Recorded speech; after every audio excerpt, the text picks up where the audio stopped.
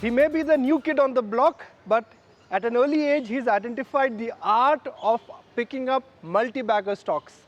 And for him, performance really speak. On public demand, Ravi Dharamshi is back on Market Makers. Ravi, fantastic to have you back and good to always connect with you. Thanks, Nikunj. Thanks for those kind words. I don't think that I deserve them. But you've really got this knack of identifying multi-baggers at such a young age. That is so fantastic. Markets have been kind in the last 1.5 years. That was not the case a couple of years back when we were going through a really rough patch. But times are good right now. So let's talk about the current market setup. 2015 has been a very volatile year. A great rally in Jan, then mighty correction in Feb and stability in last 4 or 5 days. Yeah, so before we get into 2015, I would like to put in perspective that 2014 has to be the inflection point for India in general, as big as 1992 probably, and for Indian markets as well. So we could be on the verge of a prolonged secular bull market. So naturally 15 months of rally, so you expect some kind of volatility. That's what's been reflecting in the market, a little bit of push and pull. So is the volatility here to stay? The levels are heady, and I wouldn't be surprised if there is more of the volatility. Of course, yes. What is the importance of Q3 numbers? Because just when everyone thought that earnings will pick up, in fact, earnings are contracting and real demand is not back. The growth part of the equation definitely has not picked up. The margin levers have kicked in for some companies, and I believe the margin levers still have some scope since the commodities are still falling. So yes, there is a disappointment in this quarter, but markets are looking beyond. So the markets are looking for at FY16 or even 17 at this point of time, and market are willing to give a longer rope to the performance not coming through. But is it a good idea? So the way we categorize this market are in 4 quadrants. When if you were on the y-axis, there is quality, and on the x-axis there is, let's say, the performance. The stocks that are superior quality and have shown superior performance, markets have made them out of bound. I mean, there is no value over there per se. But there are still some quality names where performance has not come through. Over there we find, if you are willing to give it a 3-year outlook, then yes, there is value on the table over there. So not index, and in general, if it's generalized, then yes, there is not much value left in the market. But we can still find alpha stories out there. So if there is little value left in this market, why are you bullish? See, again, you have to not miss the forest for the trees. We are into a multi-year secular bull market, and we might get overextended from time to time. And we are more concerned about looking for where probably the floor for this market could be than where this peak will be, because I don't think anybody has any clue of where the market can peak out. So maybe 10-15% lower from here. Do the markets again become a good buy? In my opinion, I would think so. So see, we are having unprecedented amount of liquidity push from the central bankers of the world. Commodities are crashing. We have a stable government. Inflation has peaked out. Interest rate has peaked out. So the tailwinds are just too strong to ignore or to get worried from a short-term point of view on a correction of the market. I can never predict, or I wouldn't even want to hazard a guess where the next 10% move is coming, whether it's up or down. And we would like to focus on finding good alpha stories, and it's not like there are no alpha stories out there right now. So what is the flow for this market? Let's talk in Nifty terms. Do you think 8100, 8200 is a strong flow for this market? I would believe, barring any crisis or contagion breaking out, we should not see sub 8000 level. If the Greek crisis blows up into a contagion, then we can possibly see 7500 as well. But right now, in the normal scheme of things, 8,000 seems to be a decent floor. So how are you shopping in this market? Are you chasing growth? Are you chasing value? Are you preparing your portfolios for the long haul, which is 3 to 5 years? We are always focused on the market from the 3 to 5 years, and that picture has only gotten better in the last few months despite the market performance. and we would like to move a little bit of our portfolio from our A++ quality stocks into a slightly B+ stock, where the quality of the company, the balance sheet is not an issue, but there are some near-term growth issues. So what is A++ and what is B++? The Bosch, Eicher, MRF, those are the A++, where market has recognized there is a fantastic story and it has been recognized. The B++ are more, let's say, an M&M Finance or an E-Clerks, where the quality of the company or the business is not an issue. But there are near-term growth issues, near-term NPA issues. So you're essentially chasing good companies which are going through a temporary slowdown. Yes, that's what we are trying to do. If you're so bullish on India, and if your core thesis is that for India, the macros will improve, oil prices are down, commodity prices are down, so then what makes you bullish on IT and pharma? That is the core anchor holding of your portfolio. So our investment philosophy is more about buying quality businesses. Okay. Now, IT and pharma are two sectors where India has proved beyond doubt its ability to garner, hold its own in the world stage. So India has about 6 to 8% market share in the IT spending in the world. In the pharma, we are about 5-7% market share. I believe that's still a small number. $1 trillion of spending is done on IT or even on the drugs. India has a far bigger role to play in those markets, and those are quality businesses as well. So stay focused on quality businesses. We are not realigning. We had met a couple of quarters back, and I had told you that we are not realigning our portfolio completely to India theme. We are focusing on quality businesses, and we believe IT and pharma still have a lot of scope. So when we met last, that was in first week of November. That's almost a quarter. A lot has changed for Indian markets, for the Sensex, for the Nifty, and for the world in last one quarter. But has your core investment approach changed in last one quarter? No. Our approach hasn't changed. Only the allocation on the fringes is now beginning to change, because the really quality and really superior performance, the valuations are not leaving anything to imagination. So let's talk about budget. What is the importance of this year's budget? Expectations are running high. Everyone is of the view that Mr. Jaitley will do something special. So I am also from the same camp that believes that this can be a really make India budget. It might not break if there is no out-of-the-box thinking. So 3.6% fiscal deficit, maybe a more budgetary allocation to infrastructure, all those are given, but that is not what excites me. This is a once-in-a-lifetime opportunity to correct course from the ills that are plaguing the country and take it on a more sustainable growth path. RBI is doing its role and global commodities are doing its role. The government has to do its role and completely refocus on infrastructure-led growth. The quality of the growth, the subtle things will matter much more than the absolute numbers, whether it is a 15% increase that we are talking about or whether it's a 3.6% fiscal deficit that we are talking about. The quality of that deficit is what matters. I will not be unduly worried if it's a 4% deficit number, if the quality of that deficit is good. Fair point. Now the need of the hour is to clearly kickstart the broken down investment cycle. That is the problem part. Corporate India does not have the balance sheet or the bandwidth to really kickstart any investment cycle. So the onus now lies on government.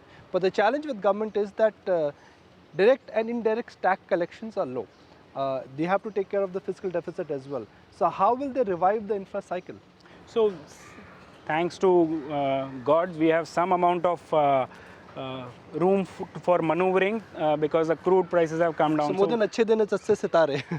That too. So I believe about 50,000 crores of savings is possible on the subsidy front if you combine oil and fuel subsidy. So that money can be directed towards good quality growth. Okay, let's talk about your basic core portfolio. And like we discussed, the core of your portfolio is still IT and pharma. Aurobindo Pharma. IT, pharma, private banks, auto banks, we still continue to hold those A++, but there's at the margin we are trimming. MCX has done incredibly well. It is now at 900 rupees. Things earlier were slightly messy. Now things are looking crystal clear. Do you think MCX has a long way to go?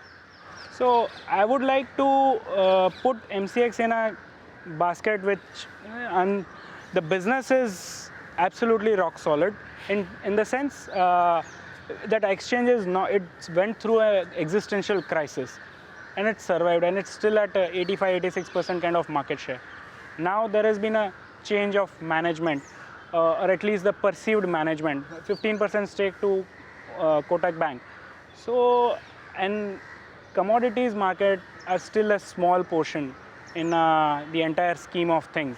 The participation from FIIs have to come through, participation from other banks and institutions, options have to come through. Indices are not such a big CTT could come down portion as well. I'm not counting on that too much, but if that comes through, that is another thing. So there are lots of levers left in developing this market. It is still a small portion in the entire scheme of things. And the company can grow without diluting, that is important. Yeah, it's a market leader. Absolutely, it's a cash throwing business. The expenses are fixed at 25-30 crores a quarter. Whatever turnover they can generate, everything will flow to the bottom line. But MCX is a large commitment in your portfolio. It is a decently large commitment. United Spirits, my compliments. Stock is up 40-50% in last one quarter. Long way to go still, or it's expensive now? 40-45 times. If you another company where you cannot measure the valuation on its current earnings, you will have to extrapolate into the future. Another case where the management has changed, the perception about the company will change. It will become a must-own large cap for each and every fund 2 years down the line. Right now, it has been taken out of index, taken out of futures. It is plagued with a lot of write-offs, even raw material cost problems. Despite that, it is a strong consumption story from a 3 to 5 year point of view. And I would not like to value it on the current earnings because the future earnings can throw a really big surprise.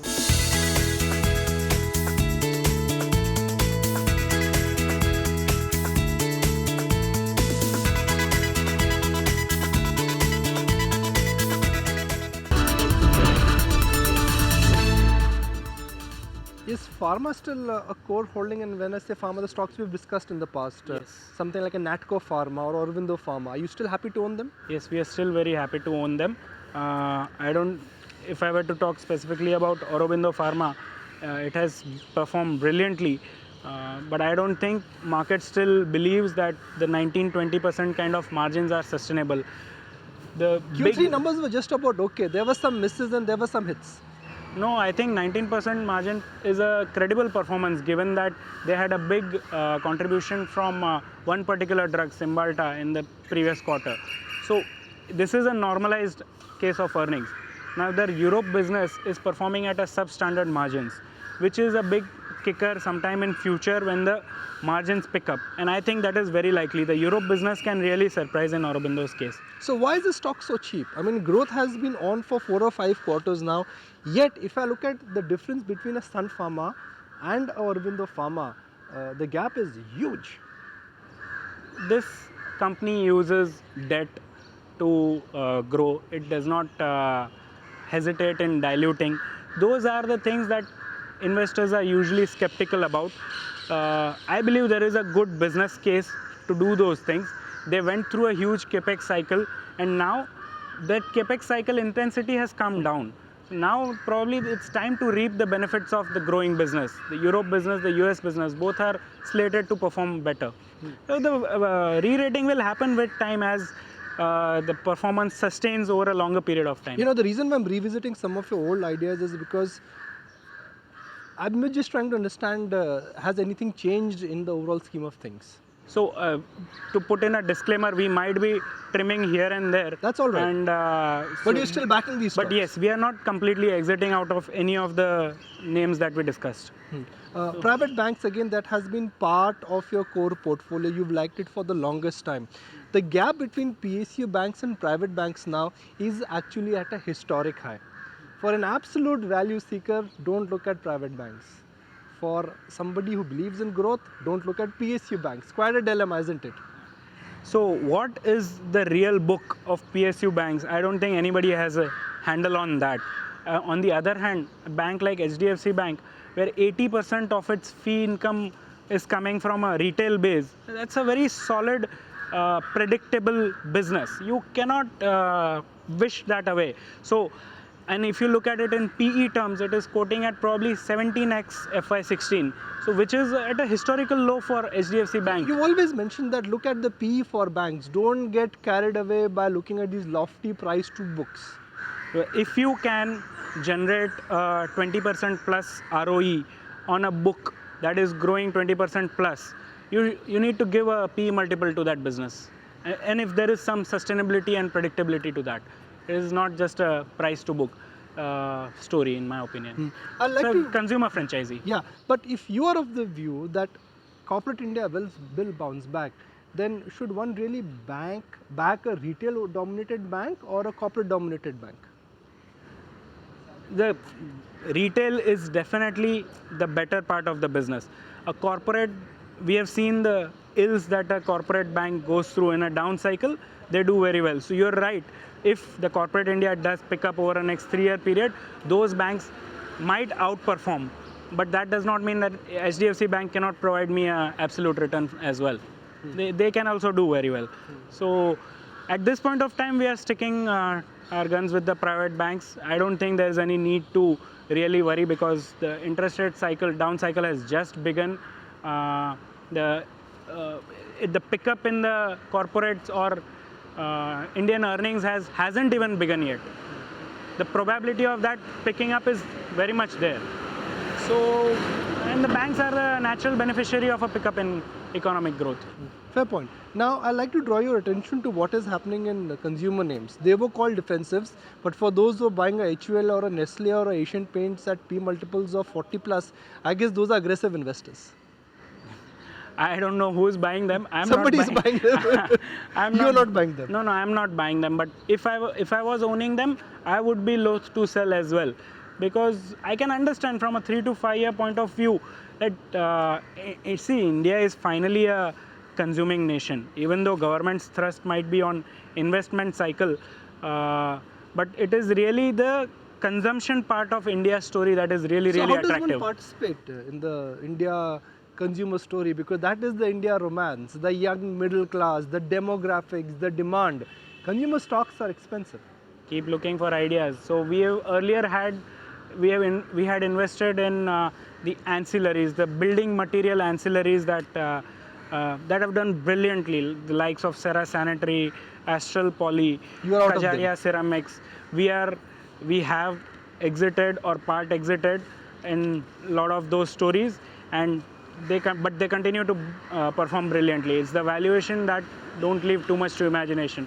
But so our constant endeavor is to look for these smaller pockets where an unlikely Astral or Kajaria might pop up. But in general, large cap consumer stocks are an avoid, looking at the P multiples and the valuations. Large cap? Large cap consumer names. When I say consumer names, no, they are not avoid. I mean, United Spirits is one of them, and we are holding. I mean, it's unfortunate that if you are not invested, that doesn't mean the stock needs to correct dramatically. I still foresee absolute returns even in those names over a 3-year period, but you cannot be banking on a 3-6 performance in those stocks. You cannot be very sure. It could go either ways.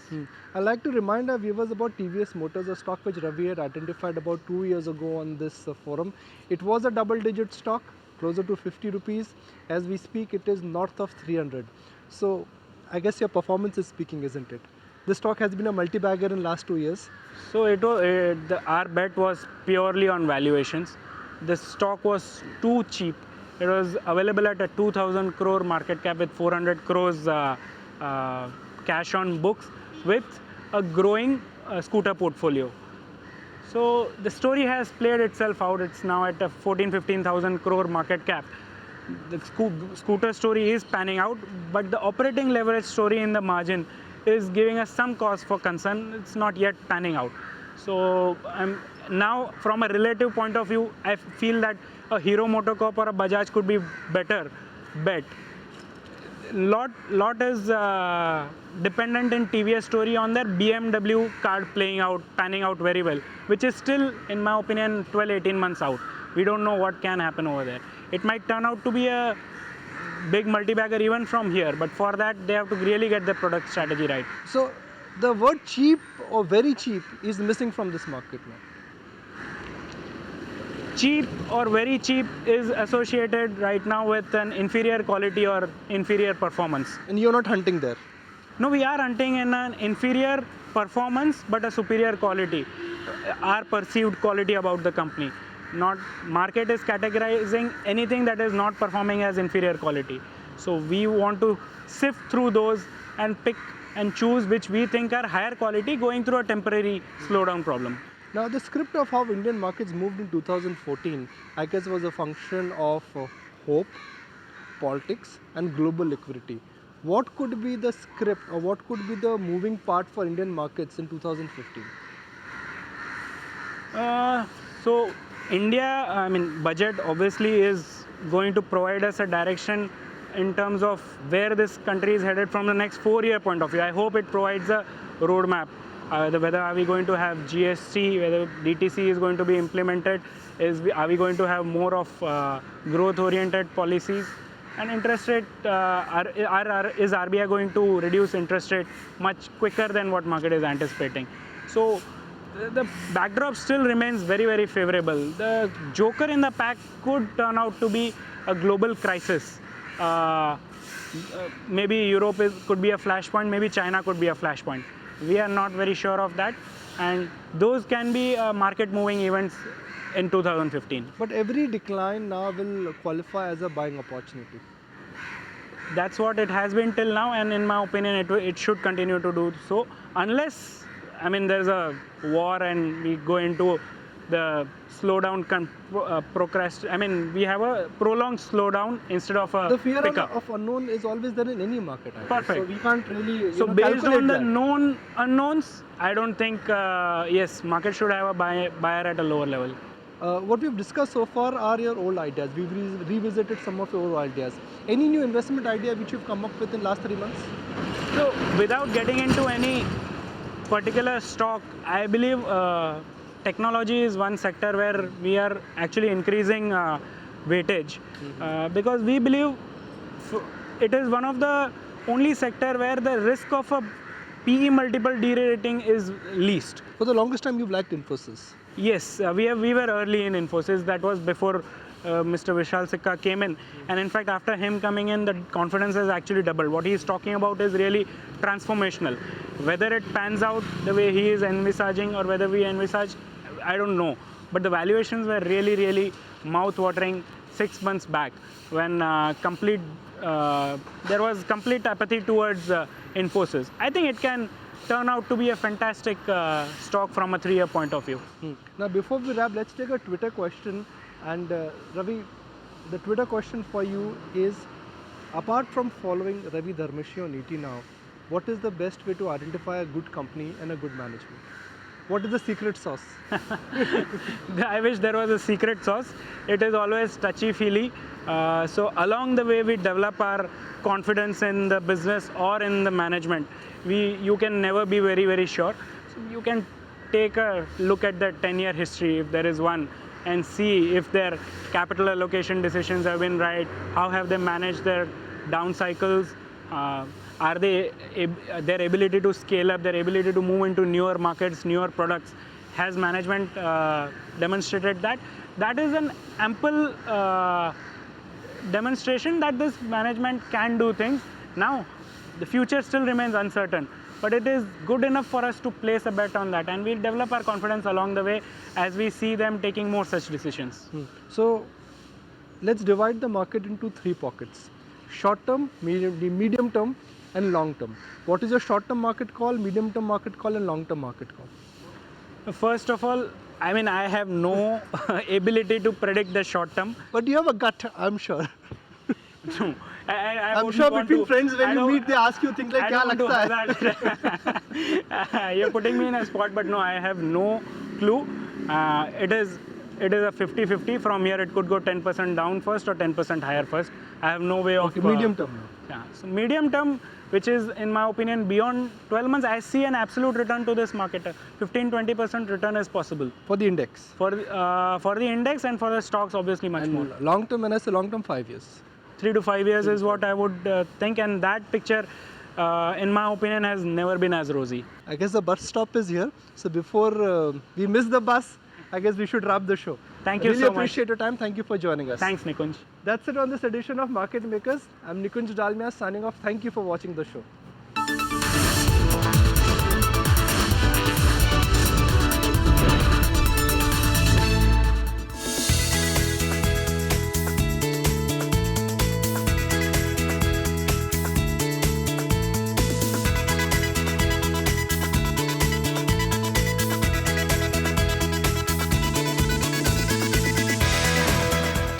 Find us on Facebook at facebook.com/etnow and don't forget to click the like button. You can also follow us on Twitter at etnowlive. To stay updated with all our programming, hit the subscribe button on our YouTube channel by logging on to youtube.com/user/etnow.